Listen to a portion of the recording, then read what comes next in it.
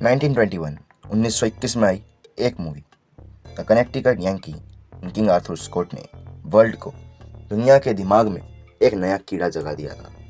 इसने दे दी थी इस दुनिया को एक नई थ्योरी, एक नई पॉसिबिलिटी, टाइम ट्रैवलिंग। लेकिन उस वक्त भी काफ़ी लोग इसे कहानी ही मानते थे, जब तक 1960 में H.G. वेल्स ने द टाइम मशीन का निर्माण नहीं किया था। H.G. वेल्स की ये मूवी द टाइम मशीन ने रेवोल्यूशन ला दिया फिजिक्स को, रेवोल्यूशन ला दिया इस वर्ल्ड की थिंकिंग।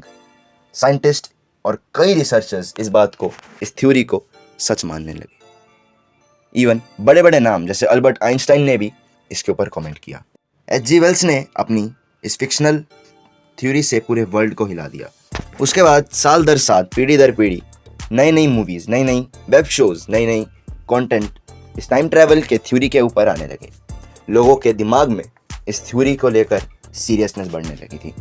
साइंटिस्ट और रिसर्चर्स ऑलरेडी इस पर रिसर्च करना चालू कर चुके थे। कई मूवीज़ ने इसे इतने हद तक सच दिखा दिया कि रियल लाइफ और थ्योरी में कोई फ़र्क नहीं रह गया था।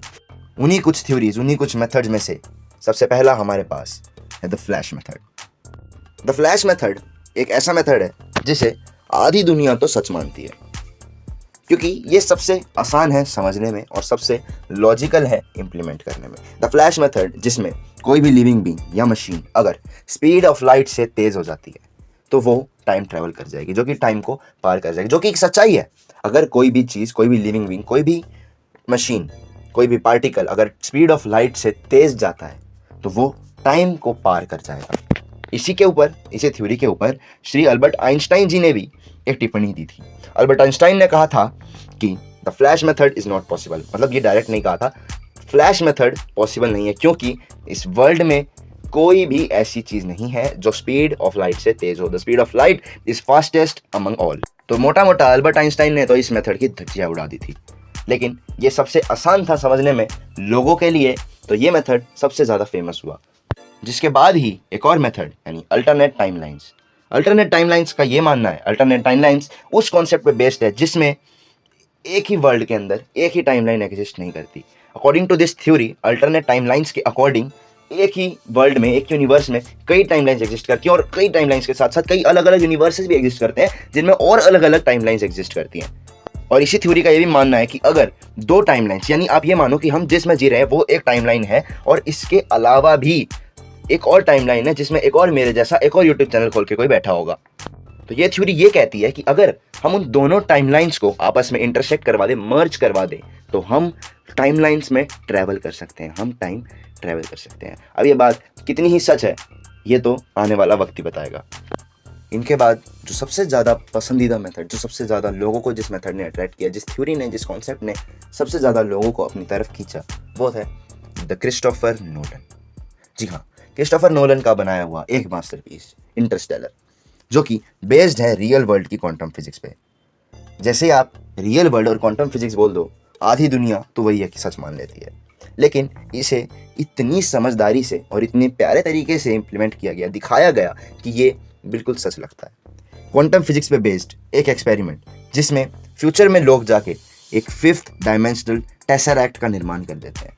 तो आप सोचोगे 5th डायमेंशन, अभी तो हम 3D पे ही जी रहे हैं। हाँ भाई, फर्स्ट डायमेंशन थी लेंथ, सेकंड डायमेंशन एरिया और थर्ड डायमेंशन वॉल्यूम के बाद 4th डायमेंशन है टाइम और 5th डायमेंशन है रियलिटी।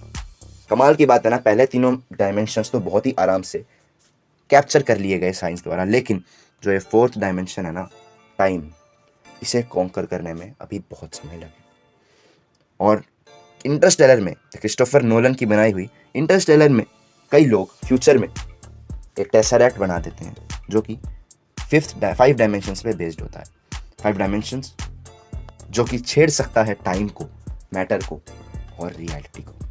अब बारी आती है सबसे क्लासिक मेथड की, the classic method of all, the time machine. क्या है टाइम मशीन का कॉन्सेप्ट?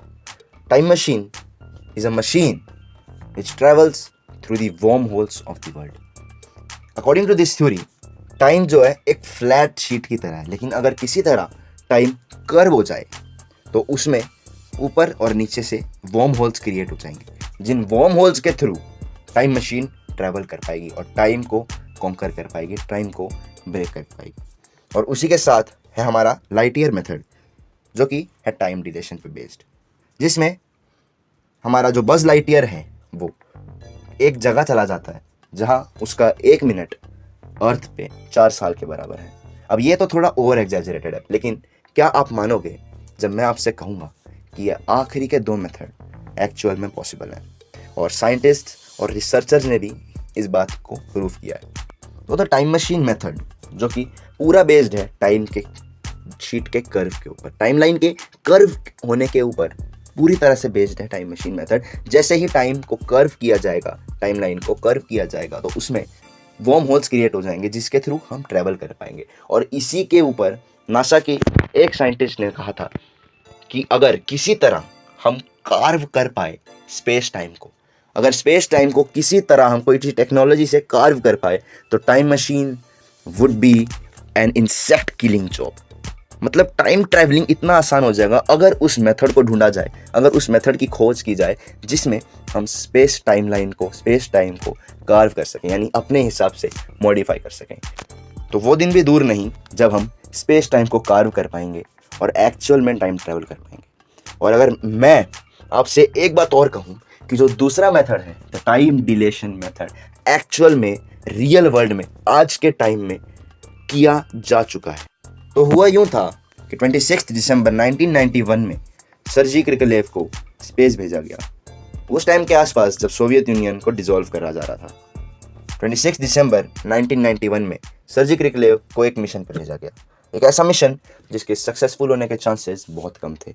अर्थ की सेंटर ऑफ ग्रेविटी से बहुत दूर सर्जी क्रिकलेव को 155 डेज तक रहना था, लेकिन किसी तकलीफ के कारण, किसी प्रॉब्लम के कारण उन्हें उस टाइम का डबल रहना पड़ा। यानी सर्जी क्रिकलेव स्पेस में 311 दिन तक रहे।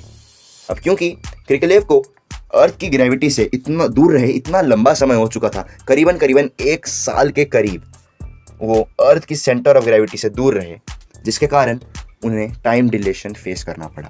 टाइम डिलेशन यानी टाइम का स्लो हो जाना, जिसके कारण वो अपनी उम्र से छोटे हो गए। अब ये कोई बड़ा नंबर नहीं है, लेकिन वो अपनी उम्र से 0.02 सेकेंड्स, सिर्फ 0.02 सेकेंड्स, जी हाँ, छोटे हो गए। यानी जिस टाइम वो बॉर्न हुए थे उस टाइम उनके साथ में जो बॉर्न हुआ होगा वो उनसे 0.02 सेकेंड्स बड़ा होगा। अब ये कुछ ज़्यादा बड़ा नंबर नहीं है, लेकिन ये बहुत बड़ी डिस्कवरी है।